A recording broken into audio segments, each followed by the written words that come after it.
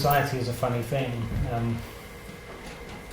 So I've been feeling tense this morning, and sometimes I think I can just hide away from it, but we can't run away from ourselves. So I'm just going to sit with it, and I know I'll settle down, because I run groups all the time, usually, for people with social anxiety, and somehow I perceive this as being more than what I normally do, but it's just my perception of it which is making me more nervous. So for those of you who haven't met me before, I'm just going to give you my life story in literally a couple of minutes. I was always really shy as a child, and I remember from very young just not being able to fit in with other children. Just seeing other children playing and just not knowing how to do it, just feeling so terrified and overwhelmed about it. And I kind of saw myself as shy. Teachers called me shy. My parents called me shy. My friends called me shy. And that's who I was. I didn't realise any different. But then when I got into my teenage years, it started getting worse, and I started avoiding people, and I remember just ignoring my close friends at the time. They'd phone up and I'd see their name, and I'd just, a thought would pop into my head that, I don't know what to say, and I would ignore their phone call, and I'd keep doing it and doing it and doing it, and it would just become this big thing, and, they would think that I was ignoring them, and, all that misunderstanding. And then, I went through school and wanted to go to university, but again, I looked at the university websites and just seeing, all these photos of students in their dorm, they've got all these stock photos of students having fun, going out drinking and all that kind of stuff. I couldn't imagine myself doing that, so I didn't even apply to university. I could have went, and I wanted to go, but I just thought it wasn't for me, in the sense of, not that I couldn't do it, but just not that I couldn't do the work academically, but because I couldn't see myself physically there because the anxiety was stopping me. So I missed out on that, and a year later I found out the way I was feeling matched the diagnosis of social anxiety disorder, and I went to a self-help group and met other people, and I just started to feel not so strange anymore.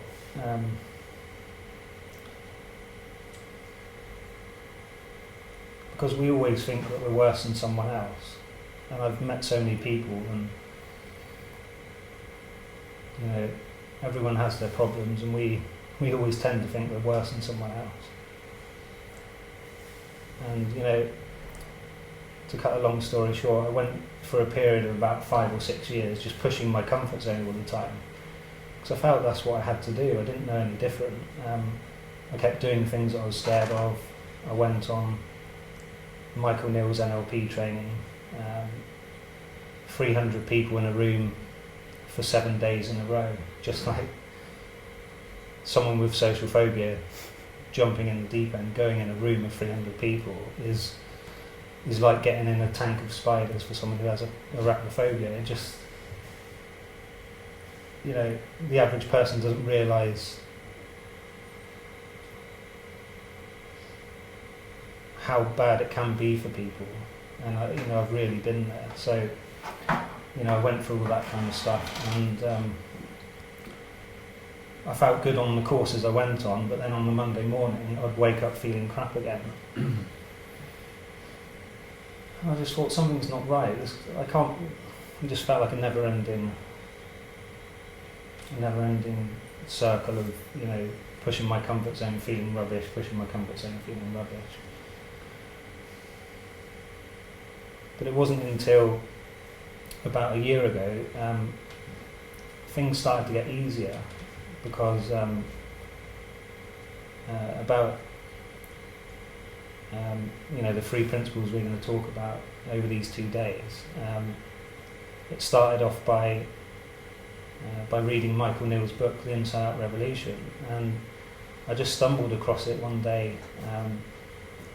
I emailed him to do an interview with him because one of the things I wanted to overcome was speaking on Skype, because I was really embarrassed about being on screen, and I thought, again, if I faced it head on, then it would go away. So I contacted him, and he sent me a copy of his book, and when I read it, it's different to the other stuff that he wrote. He was big in NLP, but I just saw something in it. It's like, I don't know what it was, but it made sense. It was like it was common sense. Why didn't I know this before?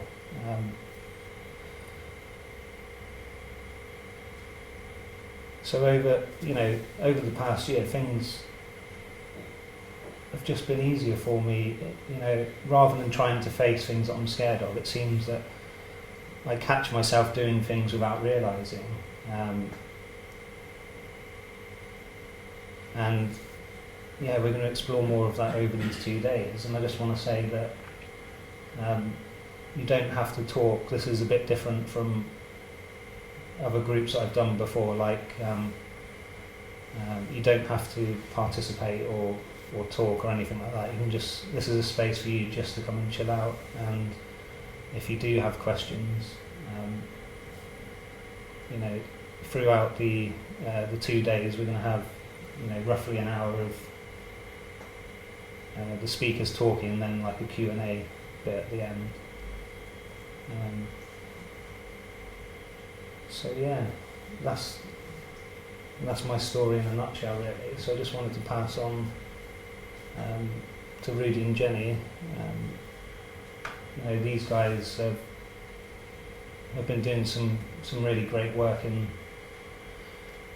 sharing these 3 principles through their their coaching work. They do their retreats, and also their 3 Principles Movies website. And I can't wait for you to hear Jenny's story, because it really inspired me to get in touch with her, and now we're doing this together. So thank you guys for coming. Thank you. It's funny listening to Steve's story. It's like I can hear so much of my own childhood, and I didn't actually really hear the term social anxiety until Steve asked me to do the social anxiety hangout. I'd not really thought about myself in that way, but when I was younger I was just shy, and I didn't like to be around people, and I worried about everything, about what I looked like, what I sounded like, what other people might think, what I thought other people were thinking. And I don't know, like you were saying, watching other kids, like I did have friends and I did join in, but I never felt like I was really fully there, because I was so in my head about how I was coming across that I was kind of missing out. It was almost like kind of not being quite in your body. And then again, like as a teenager, that kind of, you go to I went from being in a primary school of 60 children to a school of 800. And then suddenly it was like I felt I was in a fishbowl and everyone was looking at me. And to cope with feeling so uncomfortable and shy, I found it easier to socialise, to drink and to take drugs, and kind of went down that road because I felt so uncomfortable with what I looked like. I then started messing around with food, and so starving myself and then binging, and it was just, I was looking to feel better, and some of those things helped me to feel a bit better. So I didn't even like the taste of alcohol, so I'd have to mix it with, you know, fruity drinks to down it so I could get that hit, so then I could socialise, so then I could dance. And I didn't really even question that there was any other way for me to be in life, because I thought that's who I was. I'd always been shy, I'd always been anxious, and that's just what I had. And at the time I'd always have either my sister was there and she'd speak for me, and then I got older and I'd have boyfriends.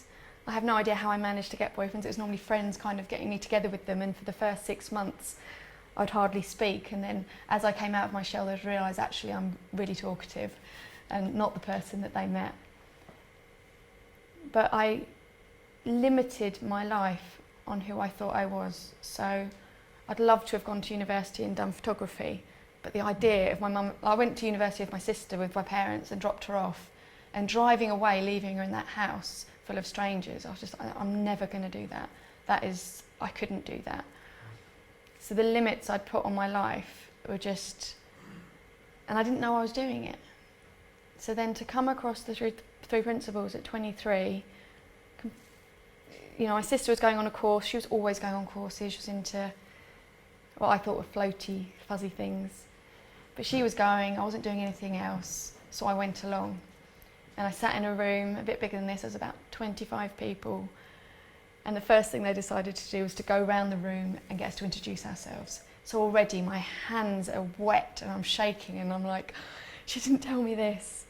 And it kind of, unfortunately, I was at the end of the circle, so the point that I was getting to with my heart thudding by the time it got to me, all I had to say was my name and who had introduced me to the principals. But it was like, so I missed the entire morning after that because it took me so long to come back down from that kind of.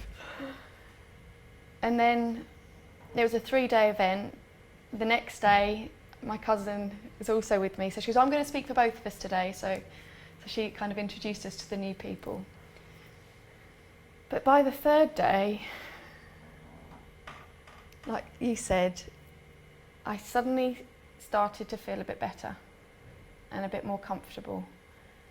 And I didn't know what the 3 principles were. I didn't know what was happening within me, but I settled down. And suddenly things that weren't possible for me became possible. Just a moment, just to entertain the idea that I could maybe one day share this with other people, because it was so powerful for me. Like, I didn't know how I was going to do it, and I was not ready to be doing groups like this, but it was just for me to entertain an idea that I would like to share with other people was massive, because I'd never, ever thought that I would be able to do that. So then over the last 9 years, life has become easier. And it's not that I don't experience anxiety. It's not that I didn't have butterflies in my stomach this morning. It's not that I don't sometimes get clammy hands. But I've started to understand that my feelings, all feelings, for every human being, are always coming from the same place. They're coming from thought in the moment. So something that I heard in that 3 days brought my attention to, there's 2 things that I remember feeling. I'm not broken, which I'd spent my entire life thinking there was something wrong with me and that I was broken, and I didn't think I could be fixed, but I was trying things to fix myself. So to come away to feel not broken was, I hadn't experienced that before, so it was just this new feeling of freedom. And the other thing that really I heard was that we're not bound by our past or circumstance. And I hadn't heard that before, because I'd been told by so many people trying to help me that I was going to struggle with eating disorders and depression my entire life. It was something that I was going to probably have to, keep seeing counsellors. But I came away thinking, that's not true. And so much of the worry that I had had seemed to drop away. And I got to talk to people and go, like, I was at the point where I couldn't phone up and make a doctor's appointment, or I found it excruciating buying things in shops. And to be able to go into a shop and take clothes back and to say, hello, oh yeah, I'd like to bring this back, that was huge for me. And these are some sort of things that for many people are just normal everyday occurrences. But to suddenly be able to do that, I started to feel grateful. And I'd not really felt grateful before in life for many things. And I started to just get interested. Well, what is this that I've learned about that I haven't got words for, that's changing something within me? So I then have spent the last 9 years going on courses, and we've started the movie site to try and capture on camera people talking about this in all walks of life, to make it available to people. Because the other thing that occurred to me was, well, why didn't someone tell me this? Why wasn't I told at primary school that just because I had scary thoughts I didn't have to believe them? Why didn't I know that? And it felt, like you were saying, like common sense. It felt obvious. But I still forget and get lost in my mind and get freaked out by things. But I'm not afraid of my own feeling anymore.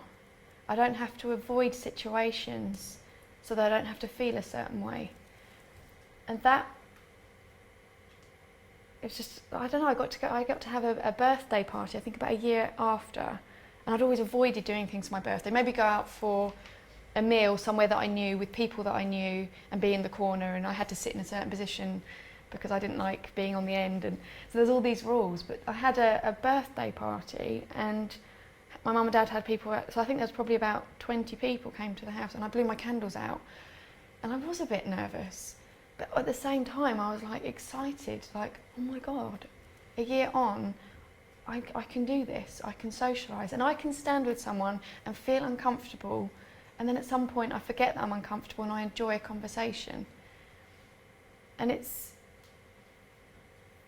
those simple things in life. Like, I wasn't looking to be a public speaker, I wasn't looking to, to be really comfortable all the time, but just to be able to be with people and enjoy it. Like, just simple things that I'd watch my sister, who was all into dramatics, and she used to be on stage and sing, and I don't know, I used to just look at her and think, wow, we're just different, that's never possible for me. And her ease with meeting people and her excitement about events, like, I was suddenly like, wow, this is possible for us as human beings. We know how to be with people. When my thinking slows down and I'm not thinking so much, I'm not looking at my thinking so much, I can communicate with people. Like, oh, maybe it was me worrying and thinking and wondering what I was going to say that took me out of the moment of communication. And I tried hypnosis, I tried counsellors to stop my thinking and to change my thinking and to reframe thinking. But I didn't understand what thought was. And I feel that's what we're probably going to talk around these few days, is what is thought?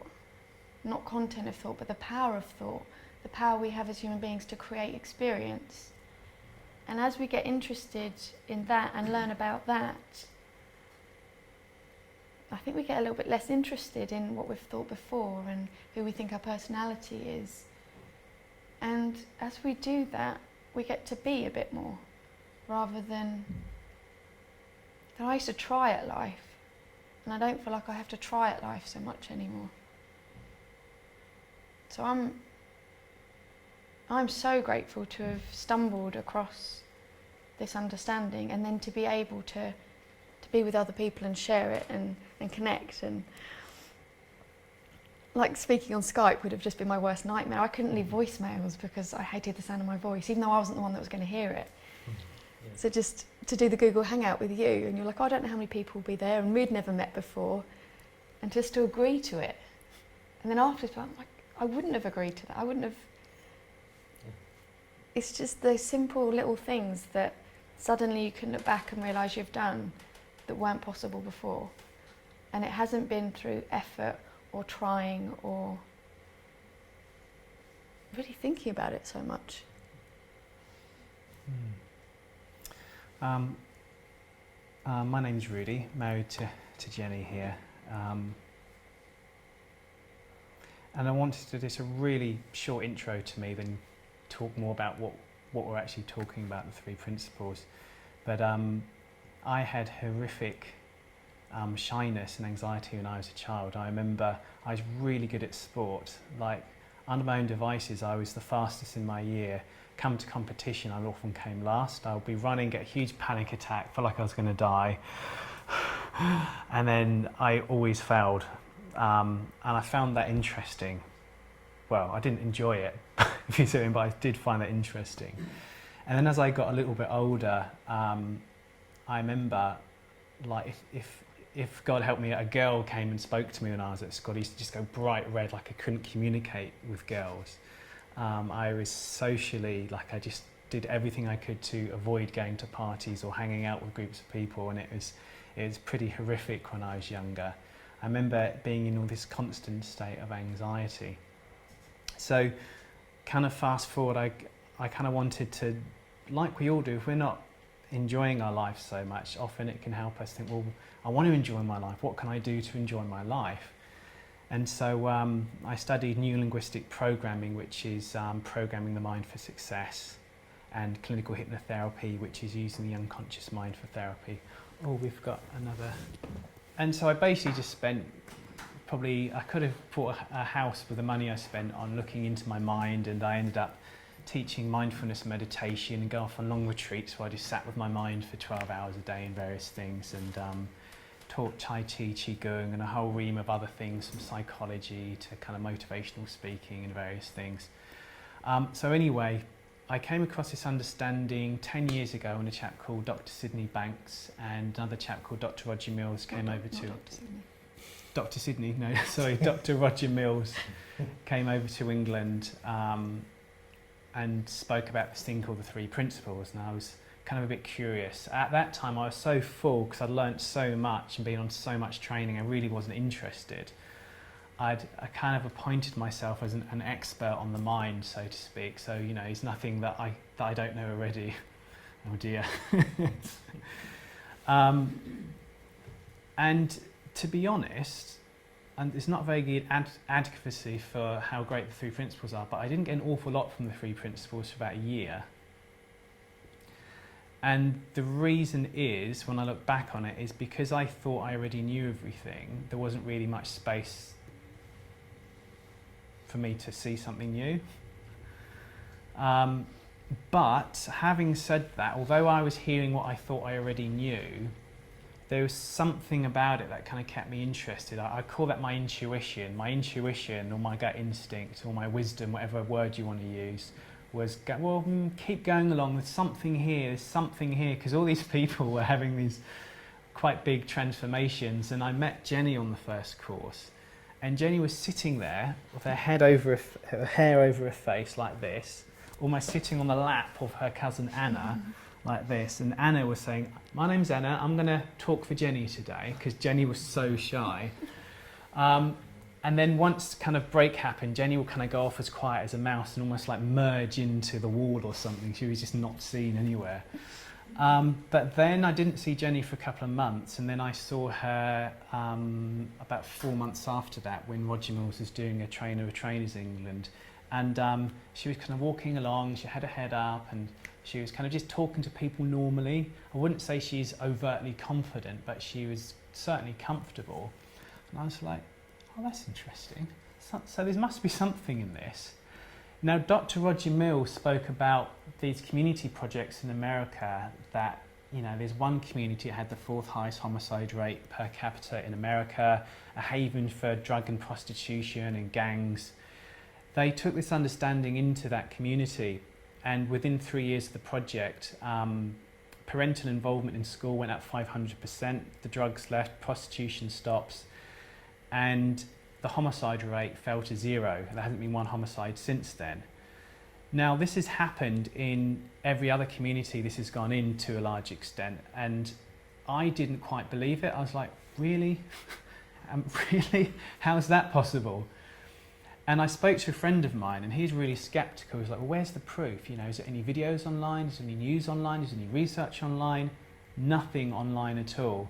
So hence we started threeprinciplesmovies.com to kind of give the understanding more validity that actually we're going to be talking about a formless, non-tangible understanding that has very real, visible results in life. And I know that's kind of a bit of a paradox there, So we started Three Principles Movies, and since then now we run our own business, Innate Wellbeing, and we train facilitators in this and do courses and go all over the world and generally have a really nice time, actually. And so I think it might be good to talk about the three principles. Does that sound good? Okay. Well, first off is to look beyond the words of the three principles, because it sounds like it's a bit of a thing. They're not steps to do, they're not techniques to learn, they're not things to believe. And you don't have to give up anything, you don't have to give up any of your beliefs, you don't have to do anything different. It's really just being open to hearing something that you're actually already doing, but you just get more conscious of what you're already doing. So it's not even anything new that you have to learn. It's not something that you're not doing now. We're basically looking at how we're already operating as human beings. And when we get more clarity around that, our experience as human beings changes. For example, Isaac Newton didn't discover gravity. Gravity has always been pre-existing. Before Isaac Newton, if you had something, you let go, it will fall down. It's like a pre-existing physical law of the world, if you see what I mean. Now, gravity is called a principle because it works the same way for everybody. It doesn't matter if Steve drops water, or Jenny drops water, and I drop water. It's not going to have a preference, so I'm going to drop Steve's water down first, or I'm going to let Rudy's hang in the air for a bit. It doesn't work like that. It just works the same for absolutely everybody. Are you with me? Now, what Isaac Newton did, he basically uncovered what has already been happening and kind of put words around it, and he kind of called it gravity. And then when we started to understand gravity, we could then engineer things like aeroplanes that could fly and buildings that could go higher. So the understanding or the physics of gravity allowed us to do things in the world. Are you with me? Now, this understanding we're pointing to, in the physical world, you've got gravity. In the psychological world, this is the gravity of the psychological world. This is the principle of the psychological world. And what I mean by that, what we're going to be talking about is pre-existing. It's nothing new, it's nothing that you're not doing already. Like before Newton, people were still falling over with gravity. And with this understanding, this really isn't anything that you're not already doing. But this allows us to know what we're doing in the moment, and that absolutely changes everything. And I know that may not make a huge amount of sense, so we're going to talk more about that. But are you kind of with me so far? Okay. So gravity is completely neutral. It doesn't have a preference as to, in Scotland I'm going to have twice gravity, in England I'm going to have half gravity. It doesn't care whether it's Scotland or England. It works the same everywhere in this physical world. Now, the three principles, I don't even like defining them, but people want to know. So the three principles are what you call mind, consciousness and thought. And I'll give you a definition, and then we're going to... Maybe we could all just say what mind, conscious and thought is, because it's different for all of us. That's a great idea. But the reason we're not going to dwell on mind, conscious and thought, for me at least, is that they're definitions and you want to go to the experience of them. Like, you can imagine what it's like falling at 200 miles an hour out of an aeroplane with a parachute, but unless you're actually falling out of a plane, it's a feeling experience. Now, a definition of the three principles is a bit like talking about falling out of an aeroplane. We want to point you to actually falling out of an aeroplane, which we have to go beyond definitions, if that makes sense. So my definition, at least, is that mind is an intelligent energy that gives birth to the form and the formless. Or in other words, it's what's making everything work and making us alive. Now, you could start clothing that in different things, but as a neutral fact, we all have the ability to be alive right now. And I know it's a morbid example, but the difference between seeing someone who's lying on a hospital bed and then seeing them again lying on a hospital bed who have passed away, there's something that's kind of left. Like they're not present anymore. There's an energy behind life that's powering us up. Now that apple over there is inanimate. You run electricity through it and then it lights it up and you can use it. So mind to me is like the energy behind life that just makes things happen. Thought is just our ability to create. So if you think something, you feel it. If you're thinking good thoughts, you feel good. If you're thinking unhelpful thinking, you may not feel as good. It just creates our experience. And consciousness is our ability to be aware of what we're creating. But you have to get rid of mind, conscious and thought because they're all one entity. But we can talk more about that later. Okay. Yeah, okay. Well, I guess I want to say that for me, the way I see it is just a way that my experience of life is created. So mind, I'm not a religious person, but I've heard people say, you know, it could be described as God, something which is, you know, people believe God as different things, but in the way that, actually I don't want to go into the debate of God, but we could be there all day, but just as Reilly said, the energy behind life, the energy that creates a plant from a seed, you know, we can look at the biological aspects of that, but we don't really know how it works. But there's something working behind the scenes, whether you're religious or you're an atheist or whatever you believe in. And consciousness, again, I like the word awareness, just because, you know, we're aware of what we're doing. You know, I look at my hand, I'm aware. I've got 5 senses. I can see, hear, smell, touch, taste, feel. I've done that twice. And you know, we all know what thought is, but I guess when we have different levels of consciousness, our thoughts can appear.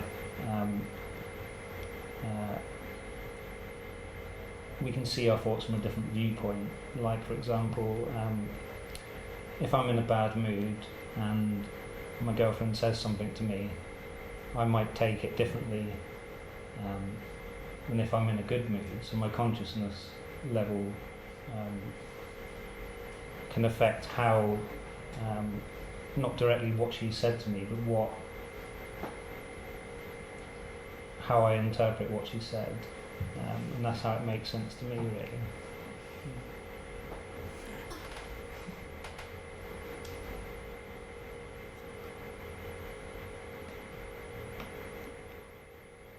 I think the three principles to me is just, like, again, like after the course, I didn't even know what the 3 principles were. Like, I was like, oh, it's something to do with thought and consciousness, and there was this other one I can't remember. Like, I didn't know what they were, so the words aren't what does it for us.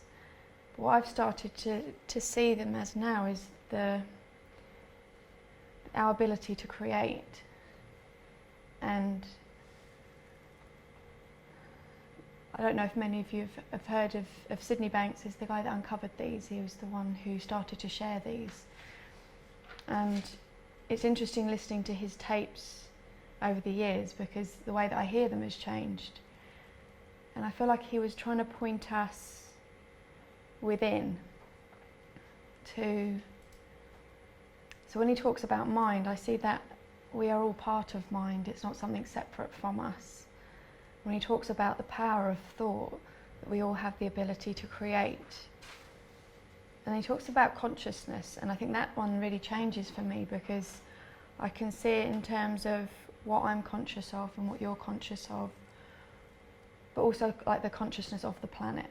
And he talks about oneness, and I can't get my head around the idea of oneness. Like, I have a sense of it, I have a sense that there's something making us alive, but again, we just get to experience it.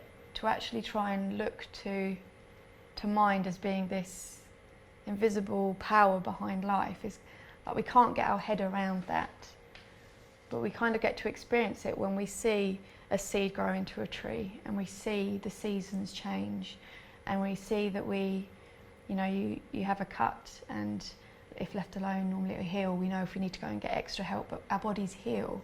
There's something making us alive. There's something within all of us that's beating our heart and regulating our sugar, and without us having to consciously know about it. So to me the principles are like, it's pointing at life, and as we start to understand life a bit more, it becomes a little easier. It's like you were saying, if your girlfriend says something to you and you're in a bad mood, you take it one way. If you're in a different mood, you take it a different way. So you start to see that as we think differently, we feel differently. And it seems like such a small point, but we don't seem to realise that sometimes we might be sitting on a bus feeling really uncomfortable, and other times we've sat on a bus and we didn't feel uncomfortable. So you start to see that our experience it doesn't ever have anything to do really with what's around us.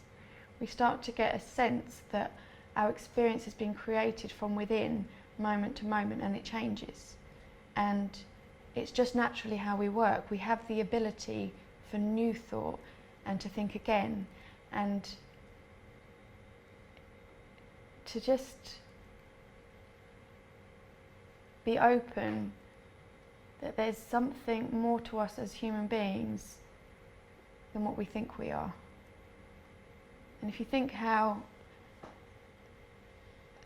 our ideas about life change, like if the music I liked when I was a teenager, the clothes that I liked to wear, I look back now and I'm like, oh my God, I can't believe I wore that, and oh, I can't bear listening to that music. I didn't try and change, but we naturally change our minds all the time. But there's certain things that become fixed for us because they come with a very strong feeling. So being a shy person was very fixed and strong for me. I wasn't going to let that thought go. I was going to hold on to it. But as we talk about the power of thought, I think I stopped seeing like good thoughts, bad thoughts, uncomfortable thoughts, terrible thoughts, wonderful thoughts. I saw them as thought. And as I started to see them as thought, they had a neutrality about them which I'd never experienced before. And of course there's still some that I like way more than others. Like I love feeling grateful and I love feeling in love, but I'm actually okay with uncomfortable. I'm okay with scared. I'm okay with grief. And it's not where I choose to go. You know, if I had designed it, I choose to be happy all the time, but there's an intelligence to the system that I'm aware of that allows me to be okay with any feeling. And that's kind of how I see the principles, just as these incredible gifts to human beings to experience. But when we don't understand them, we can use them almost against ourselves. So I used my own thinking against myself for years and years and years and felt awful, not knowing that that's what I was doing. So now I can still do that, but I have a sense of what I'm doing and I seem to do it less, if that makes sense. Yeah, there's a spiritual logic, and if I say even the word spiritual, people have really different ideas of what that means. Some people can think religion, other people can think New Agey, other people can think whatever they think. So the way I'm using spiritual is something that has no form. Like physics has built that table, but physics is formless. Do you know what I mean? It's just particles and electrons floating around in this big space, so it kind of has no form, but it creates form. And so I like what you said, Jen, because it's like, if you see how something works, everything works better. Like if I was put in charge of running the buses in London, I'll get a lot of complaints because I have no idea about engineering. I wouldn't know what would happen if a bus broke down. If I was an engineer and got put in charge of the buses, it will run smoother because I know how to fix it. I know how to train other people to fix the buses. And so, as a crude metaphor, the engineering of how we're experiencing life, when we understand how that works, there's a way in which it runs smoother. Now, I call it a logic because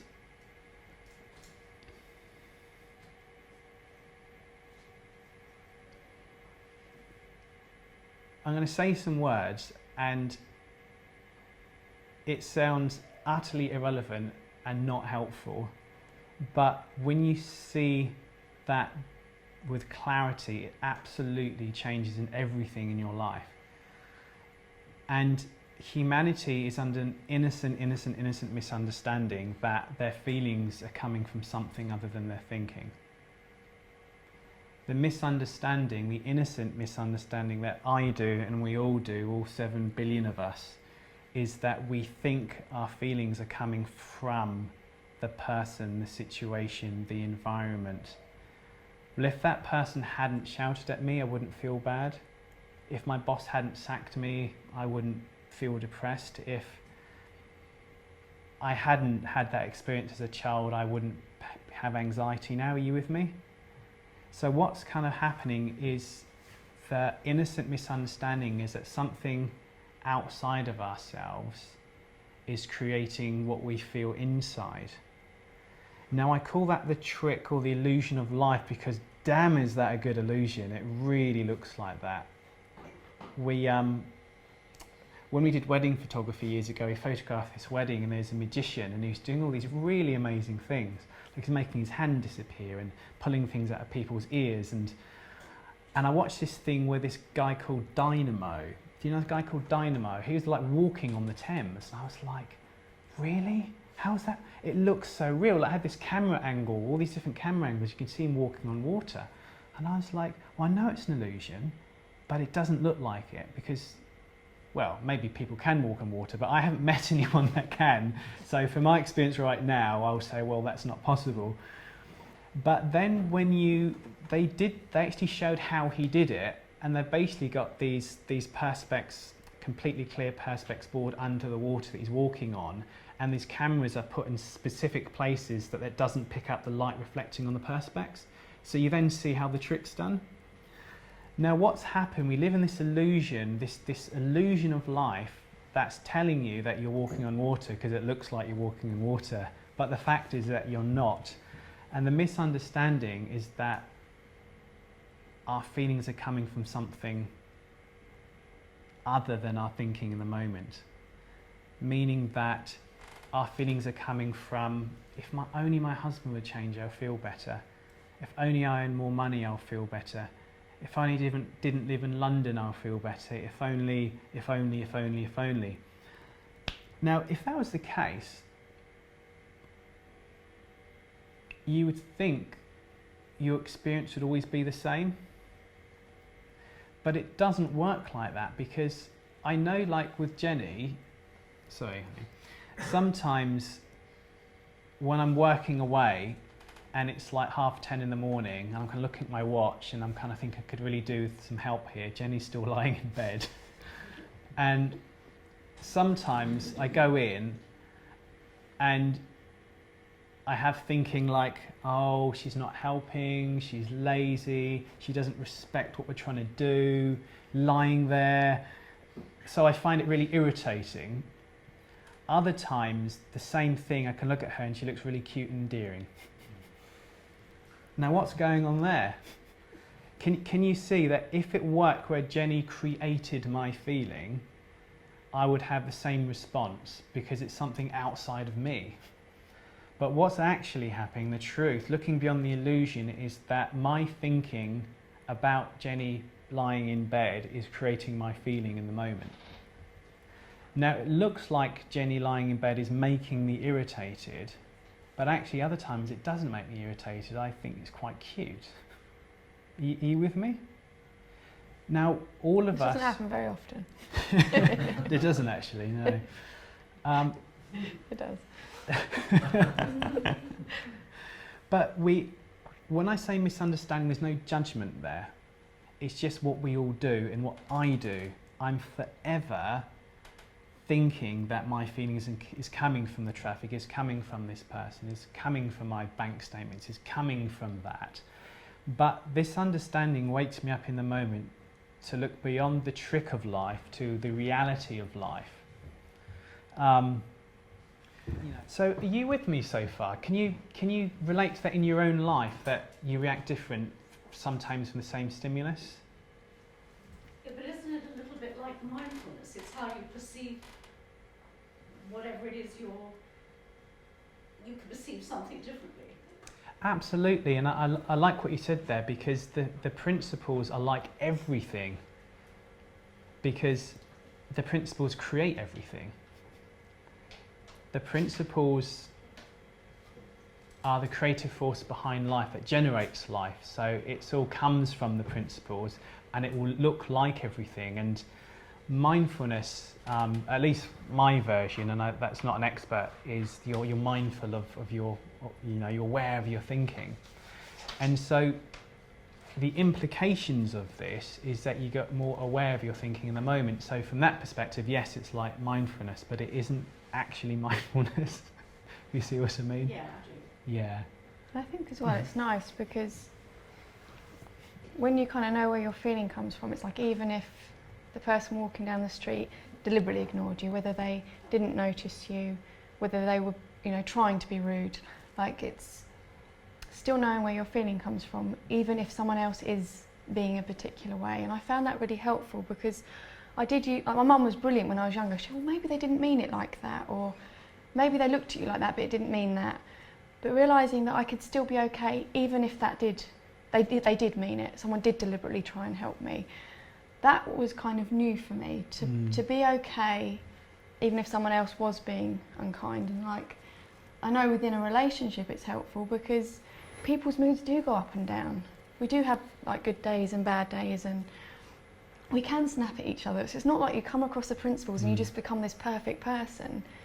But as we become aware of our own feeling, then you don't blame the outside world, you don't blame your partner for your own feeling. And that's, even if they are unkind, even if I am being lazy, or maybe sometimes I am being lazy, but you're okay with that, and you know that sometimes you're going to think I'm lazy and it's annoying, sometimes it's sweet, but knowing where the feeling is coming from is so different. And I think for you used to spend so many hours meditating, and then the night before it would be a massive stress because you had to go to bed on time so you could get up in time so you could have the amount of time to meditate. And I thought, well, actually meditation in my mind was about having a nice quiet time and being reflective, but you made that into a stress. So it was almost, I think, and then you'd come out of meditation and actually left it too long to eat, and you were hungry, so then you were grumpy. So yeah, you'd had this hour of a day. But what I love about this is it seems like Sid spoke about the state of meditation, and I think I like that meditation is trying to point us to a state of being that is possible for us, that actually is our mind. And it's I think it's one of the best ways I've seen of people trying to point us to our natural state, that we can have thoughts and let them pass through. But to know that that's possible in life, not just in a meditation room. And it's I know that you still love to sit in the mornings with a cup of tea looking out of our window. And because after you came across the principles originally, you gave up meditation. Because the principle said you shouldn't meditate because you'd made that up. The principles isn't telling us to do anything or change anything. It's simply a description of how we're experiencing. So it's not trying to make us different. I thought it was about, because a lot of people involved in it were vegan. I was like, so if you understand life, you become a vegan. I made all these add-ons to it just because the group of people I was hanging out with, and we so quickly want to make more of it because there really isn't much content. It really is this kind of idea that there's something within us that we can get a sense of. There's something more to us as human beings, and we can call that spiritual, we can call it energy, we can call it common sense or gut feeling. We have this intuitive part of us, and if we are more aware of that rather than the thoughts that run through our head that change so rapidly. It seems to give us a freedom to be more mindful in life. And I think mindfulness is an interesting term because it's like, well, in some ways it's mindless. I think you have less on your mind, so your mind's less full. But it's being able to be more in life like that has been amazing. Like if you go to bed late, then you might get up and not sit. So it's not like, oh my God, I've got to go to bed so I can meditate. You get to experience more of that in everyday life, even though you still love quiet time. And I don't know, it's quite nice to know that you can go on a course and then you can go away and there isn't anything to do, you haven't got to change, there isn't a formal practice or anything you have to even remember, because we're pointing out something that we are as human beings and that we're already doing as human beings without even realising it. We haven't got to try and have thought and drop thought, because actually we do it constantly throughout the day. Like, oh, you know, I was feeling nervous and I had butterflies, and at some point that went. And then sometimes when Rudy's talking, I was thinking, oh, I hope he keeps talking because I've got nothing else to say. So that comes with the feeling. And then suddenly something pops up. And you start to see this is what our minds do as human beings. And as we leave them alone a bit more, they seem to do it quicker. So before, if I'd had butterflies, I'd be like, oh my God, I've got nothing to say, or maybe I should say I couldn't do it, and I'd put thought and thought and thought on top of that. Whereas now I'm like, oh God, I'm just feeling uncomfortable. Oh, that again. And oh yeah, I still misunderstand where my feeling comes from and think it has something to do with the room and the fact that people might not like me or I might not have anything to say. I can still create that, but I understand it a bit more, so I don't pay it as much attention. And I don't know, I feel like I'm becoming more childlike as an adult than I was as a child, because I watch my nieces and nephews, like especially the 2-year-old, he like strips his clothes off and he runs around naked, and then he gets it. Not that I do that actually, but he's not so aware. She does. He's not so aware of what people are going to think. So he can have a massive tantrum and then 2 seconds later be okay. He's not thinking, why did I have that tantrum? I'm so embarrassed that I did. Like, there's not so much thought there. And I didn't know that was possible for us as adults, to not have as much thought about ourselves. I mean, we learn to have grudges against people. Because I know with him, I can tell him off in one moment, the next moment he's forgotten. Where if someone told me off, then I learned to hold on to that and make up a story about what that meant and think that that was that person. And if Rudy said something to me when we first got together, then that's what he really thought. I didn't give him any opportunity to actually could change his mind. Like, we change our mind, but we hold ourselves and other people to an idea that they've had in the moment. And in some ways that was kind of, it's freeing, but it's also weird. You're like, well, Rudy's not a fixed person in time that I know. It's like he's constantly changing, and so are we all. But there's certain ideas we have about ourselves that we hold on to and get fixed with, and some of them serve us really well. So, you know, I like the idea that I'm quite thoughtful, so I think to do things and I think to buy presents for people. So I've got that idea about myself, and it's quite helpful in life. So it's not that everything we think about ourselves we need to drop. It's nice that we have ideas in society about how, you know, roundabouts work and which side of the road to drive upon. So there's ideas and beliefs in the world that are so helpful. But I think this gives us the chance to see that there's also a load of thinking that we do that we hold on to as true that's unhelpful for us as human beings. And I didn't know that. I didn't know that I was holding on to ideas about myself that as a child were helpful. They got me out of doing so much stuff because my sister would always do it. Oh, Jenny's a shy one, I'll do it. Oh, she's too shy to do that, so I'll do it. So it was brilliant when I was a kid in a way. But then as a teenager, I forgot I'd made that up. I forgot that shyness was an idea or a concept or a belief that I'd heard other people say and I'd thought so many times myself that it just became who I was. But to think we can think again, and that I could change so much in a 3-day course, where I've been told it was going to take me years to get to that point. To see that as human beings we can change and it's not time dependent, because we are one thought away from happiness, one thought away from sadness. We're just, that one thought in the moment is what we're feeling. So at any point, any of us can have a new thought that takes us into a different experience. And I guess that was just so hopeful. I didn't have any hope before for myself or other people. There was evil people and bad people, and that's not to say there's people in the world that do things and there's going to be a consequence, and maybe they're going to always need to be in jail, or they're always going to maybe need medication. I don't know about that, but I do know that there's people in jails learning about this and realising their humanity. So yeah, they've still done something. You know, some of the people that we got to meet, I didn't really want to know what they'd done, because I'd have that judgment. But to see them wake up, there's something within them you can connect to, the humanity within us, despite circumstance, despite past.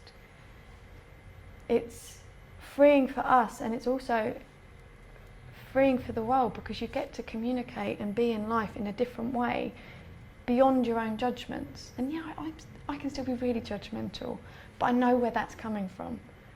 I can still get lost in thought and think that Rudy really is irritating and I can't believe I married him. I can have that thought. And it can be in the same day that I thought, I'm so grateful for everything he's done for me. I'm so blessed to have known him. And I think we're all walking around with these minds that jump around to completely different things. And we don't see that as we don't seem to notice it. We change our mind. People look different to us when we feel different. I don't know, in some ways it's so simple, but we'll keep missing it. I've been learning around this for 9 years, you 10 years, some people 30, 40 years, and it's so great to hear them say, we're still students of life. The illusion of life does look real. I guess it's meant to look real. We get to have a human experience. But I also feel we get to play with it a bit more and not take it quite as seriously. Yeah, it's almost like this. Where many things will give you a prescription, like if you've hurt yourself, the doctors may give you a prescription of antibiotics, which will sort of help your immune system, your physical body, and various mind techniques or strategies of prescription, how to be happier or how to be less stressed or whatever. This isn't prescriptive, but it's descriptive. It's a description of how we're creating our experience of life. It doesn't tell us to do anything, but points out what we're doing. Now, the transformational thing about that is, as we see what we're doing in the moment, we often do different. For example, the other day I was trying to get in the house. Jenny was trying to get in the house with the keys. I had all these shopping bags on and I was really heavy and I was cutting my hands, and she dropped the keys and she was arsing around with the lock, and I was like, oh for God, come on already, get the door open. And she was going on, and then all of a sudden I was getting really frustrated, as like, oh, come on. And then in the moment I thought, wow, where do you think my feelings are coming from? It's like I bought into the illusion, the trick of life, and it's like Jenny's making me feel, can you hear that? She's making me feel irritated and agitated. But I caught myself in the moment thinking, oh wow, yes, Jenny is doing the thing in the physical world. You know, that's a fact, that's not an illusion. But my experience of what she's doing is my thought creation. Can you see that? So I'm not saying things in the world aren't there or aren't happening. It's just that the only way we can ever experience that is via our own thinking. I mean, it was interesting because you then had a new thought. I could put the bags down and help with the difficult door, rather than just being frustrated with me. So it's like you get to show up a bit kinder. And I interviewed a chap called Jamie Smart recently. He wrote the book Clarity, and he was saying on his interview that he'd arranged to take his 2 girls out and he's having his car fixed, and he kind of went to pick it up, and then they were taking longer and longer and longer, and he started to get more frustrated because, oh no, here comes the London traffic, you know, oh goodness, you know, we're going to miss the movies. And yes, there's those things in the world that do exist, but in the moment he caught himself as like, wow, okay, I'm creating this myself with my own thinking right now. And yes, if I could, I'll have the car fixed. If I could, I'll miss the traffic. But it's my feeling creating my experience right now. Can you see that? That the only way we can experience is via our own thinking. We can't have any experience without thought. Like if I was to go and knock my elbow on the desk, I'll have to have a thought of pain to feel pain. And the funny thing is about pain, Jenny's got an interview up. She had, this is kind of off topic, so I'm going to come back to topic, but you had a flesh-eating disease in your foot, didn't you? Parasite. And we've got it on the movie site. It's quite gross. You have to have a look at it. But they did this BBC documentary on it. And basically, Jenny had this big crater wound in her foot that looked really nasty. And the BBC do all these lovely close-ups. It's quite nice, actually. But when you're watching a movie and your attention was away from your foot, you didn't experience anywhere near as much pain. I didn't experience any pain. Any pain? No. So I had to watch a lot of movies because when I wasn't distracted, all I was thinking about was my foot and how much it hurt, and it was the most painful thing. Cause it was, like they talk about, it's like you're being eaten. It was horrible. And then also I had different infections in it, so it's the most painful thing I'd ever experienced. When I got lost in a movie that I liked, it was amazing to me that I would have an hour and 20 minutes or something of not experienced pain. So it's not that the pain wasn't there and it needed attention, and actually to feel pain is helpful for us. Yeah. We know when something needs attention, so it's not that, but all I was doing is focusing on it and kind of worrying about it and thinking about it and making it worse. Just wanted to say, don't worry if you're not getting this. It's absolutely fine. Completely normal. Because I found the more I tried to get it, I kept watching all these videos. Where's this secret? Where is it? And I just got more wound up. So I guess don't worry if you don't get anything that we're talking about, which can sound a bit silly, but I can say for me that when I tried to listen as best as I can with nothing on my mind, you see it through yourself, through the power of insight, really. An insight is just a way of seeing something new for yourself. It could be something really simple. But yeah, I just want to say, don't worry about getting anything. We've got two whole days of this. And I also wanted to say that we won't be in here for 2 days. I know it's not the best environment, so afterwards we're going to be in a lovely, comfortable room, so you can just chill out and relax a bit more. I think what I like about the way you've set it up as well, you're going to get to hear from different people. So I know that what I really enjoyed was to hear different people talk about this. And I think one of the metaphors used at one of the conferences is like it's for a blind person to get loads of different people to explain something to them would give them more of an idea of what it was. Or if he was talking about the elephant or something, different people feeling it. So someone was like, oh, it's sharp and it feels like this, but oh, actually no, it's got this ear. Like you're just getting loads of different people trying to point to the same thing, and they'll explain it in different ways. So I think it's nice that you've set it up. But there's so many different people's kind of, and what they've seen and things that they've noticed, and that will speak to different people. So, does anyone have any questions about anything?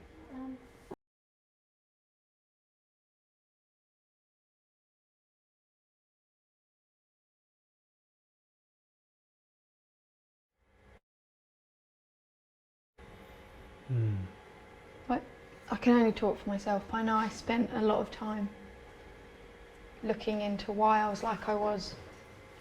And actually, over the last few years, I've sometimes had reflections and seen, like with my eating disorders, I know that one of the things that I saw as a young child was that my cousin at the time we were both slim, but she was a lot slimmer. And that was right and I was wrong. But I'd spent so much time exploring my eating disorders and why I'd gone, and there didn't seem to be anything there that helped me. And it's been later on that's just popped up, like, wow, that's what I thought at that age. And that took me on a journey of thinking that how I looked was wrong and how she looked was right. So for myself and from what I've seen working with people, it's like, again, it's not a prescription. We're not saying don't ever look into your past. Like, we have memory. And sometimes we can learn from stuff. But I didn't get any relief going back into my past and experiencing it again. because that's what I kept doing every single week when I went to my counselling, was to go back into really painful memories and things that had happened to me and relive them. So I think learning about our ability to remember things and to relive things was more helpful to me than going back into the past and reliving them. But some things I think that have happened to me, like if I can talk sometimes about my days when I did take drugs and drink and some of the things around that, and there's a neutrality I have about that now that I didn't have back then. So I can look back with this understanding in a different way. So I wouldn't say it was helpful for me, and I haven't seen it to be helpful, but again, it's not telling people to never do that, or we can only talk from our own experience, and that seems to be something that I'd seen. And I think one of the things Sid used to say was, well, if you put your hand in the fire and you burnt yourself, you wouldn't keep putting your hand back in there. You know, if you've hurt your leg, you wouldn't keep hitting yourself over and over and over again. And he felt like going back into the past, or for what I heard of what he said, going back into the past was almost like stabbing yourself again and again and again. Like, yes, stuff happens in life that isn't very nice, and we experience it that once and we suffer, but then we can relive it again and again and again. And sometimes we can see something new about it, but generally if I'm looking at my past and I'm thinking about it the exact same way that I always have, and feeling about it the exact same way as I always have, I don't see that as helpful. But I'm open now that I could think about it in a different way that could be helpful. So I don't know if that kind of answers.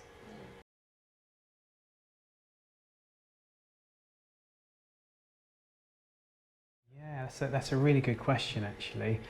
For me, NLP mind technologies are basically administering something to your mind. So it's either changing the way you think, or being aware of how you think, or getting rid of how you think. Is that kind of fair enough? Now, fundamentally, if you look at the basics, you're using thought, like positive thinking, affirmations, etc., to do something to thought. Bad thinking, unhelpful thinking. Now, this understanding isn't using thought to do anything to thought, it's just understanding where it all comes from. There's no application. It's seeing the nature of thought.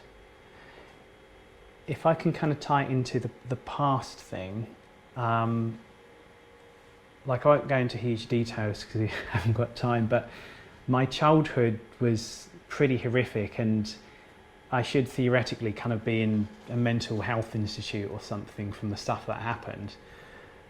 You're not But the only one. well, I know exactly, it can kind of be a universal thing. Yeah. But the thing is that I think it's on paper you should have been someone Yeah. that got into On different... paper. Yeah. You conquered and you survived and you lifted yourself down, right? Well, I've seen that there isn't really a me. I know we'll talk more about this, but there's no fixed person that you are. The misunderstanding is that we are what we think we are. But actually, as we've been talking about, our thinking changes. Do you know what I mean? Like, we can think we're a really amazing person and a great business person, or a lovely parent, or really good at something one minute, and the next minute we can think completely different. Are you kind of with me? Like, you know, our thinking changes. Now, there's no fixed persona in there. Like, it changes. Like, who we are is not what we think. It's the power source that's creating thought. It goes beyond thought. We are spiritual beings walking around in an illusion, and everything that we want is a byproduct of seeing how the illusion works. Whether that's have less anxiety, or have more fulfilling relationships, or be a better manager, or a more loving parent. You know, you could anything is that we're not what we think. We're the power source that's creating thought. And there's no fixed Rudy or Jenny or Steve or anybody else, because there isn't really a personality. we have habitual thinking patterns, of course, but when you see the nature of thought, everything kind of starts dissolving, and you realize that the only thing that is real, the only thing that you experience is your thinking right now. I could think of the past, I have a feeling about that. I can think of the future and have a feeling about that, but I'm experiencing it right now. It's here. And the here-ness of us goes up and down, the in and out, depending on what we're thinking. We're moving targets. And though that can sound a little bit frightening, it's liberating, because you don't have to believe the crap that your mind gives you all the time. You don't have to take it seriously. And beyond thought is the spiritual intelligence behind all things. Behind thought is the formless nature that creates form, and that's who we are, that's our group. And it absolutely liberates us. We're not what we think. We're the power that gives birth to thought. And I know what I'm saying is not very tangible, but when I truly woke up from my suffering from the past, it wasn't by trying to understand who I was or what happened or what kind of person it made me. It wasn't a personal thing. I understood the impersonal, the objective, the universal nature of my experience. And that corrected the personal. It corrected my mind. It took stuff off my mind. I still had crappy thinking and thinking that I'm never going to be good enough or that I'm broken, but instead of it coming into my mind and immediately grabbing onto it and holding that as me and as true, it just kind of just kept on going past, and then a new thought came up. And there's never a day that I feel totally grateful for this understanding, because it humanized me, got me over a large part of my ego. I still certainly got an ego, but it woke me up to that. It humanized me. It allowed me to live from here, from service, more from altruism than from personal needs and how can I be somebody. It's a very reverse way around, and that's just an implication of this understanding.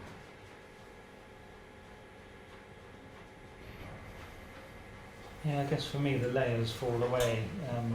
I just catch myself, doing things that I never thought possible, and then I don't know. It's just really weird. Like, Yeah. Can I just ask, would it be a bit cooler if we opened the door? oh, we can put the aircon back on.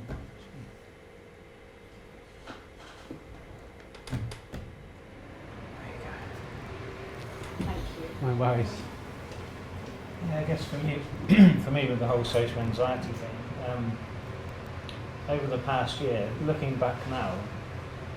You And may look- need to speak a little bit louder, sir. Oh, okay. I can't hear you back here. Sure. Yeah, thanks. Sorry. No, it's okay. Can you hear me like that? Is that Yeah, okay? that's okay. Yeah, the whole social anxiety thing that I've lived with, it was part of my identity for so long, and that was like really ingrained into me, and I thought that was who I was. But the strange thing over the past year, since I've just been curious about looking at this stuff we're talking about, I don't see myself as that person anymore. It's just kind of fallen away without me trying to solve it, and I've just connected with so many more people. I've made loads of friends effortlessly because I didn't have to impress them. I didn't have to be a certain person. I was just being more of myself and connecting with people at that level.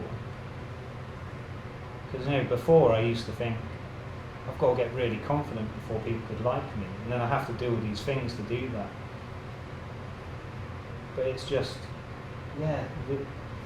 like when I meet people now, connect with people, and I'll just arrange a phone call with them and call them up, rather than thinking, well, why am I calling them up? They're going to think I'm weird if I'm just speaking to them for no reason. what am I going to say? You know, all those things that used to go on, you know, they still come up and I feel uncomfortable, but it's like, because I'm not thinking about them, they're not there, and I'm not experiencing that, so there's more room for me to connect as a human being with someone else. And I guess the trouble with people who can relate to the label of social anxiety, we're in our heads a lot of the time, and we're thinking about what we should say, and there's not that room to connect with other people. And yeah, I just hope, you know, over the next couple of days, just have an open mind, be curious, and just, you know, just enjoy yourself and see what happens. So did you want to say anything else before we wrapped up for that? It's funny, I did a webinar the other day on, and they'd given me the topic eating disorders because they knew that's something I'd struggled with. And then as I was kind of reflecting on it, I really saw that it doesn't really matter what topic we're given with the 3 principles, because I started to see that they are all symptoms of our own misunderstanding as human beings about where our feeling comes from. So it was, you know, I used to look to controlling food and eating in certain ways to feel a bit better. I was looking for a feeling from something outside of me. And I know with my shyness, it was trying to control my environment so that I felt okay. I know that when we've done stuff in the addiction centres and listening to people's stories, like, everyone's just looking to feel a bit better, to ease some of their suffering. So the title almost becomes irrelevant. We can talk around stories because we've all had experience of that, but we're talking about something that underlies human suffering, this misunderstanding. So it is universal. That's why it's been so helpful in business, and then in the jail system, and then in addictions, in all kinds of groups, because it's universal. It's who we are as human beings. So all of the stories might not relate to social anxiety, but it's what's underneath that, what's creating that. So I found, you know, I did the hours webinar and I did use some examples to do with eating disorders, but most of the time I wasn't really talking about that. And I said to Rudy after, so I didn't really talk about eating disorders that much. And I realised, well, that's content of thought again. It's what I'd created with thought. And I was talking about what is creating thought? What is this power behind life? So kind of bear with us a bit, I guess, over a few days. If it doesn't necessarily sound like we're addressing that topic, it's like we are, but in a slightly different way.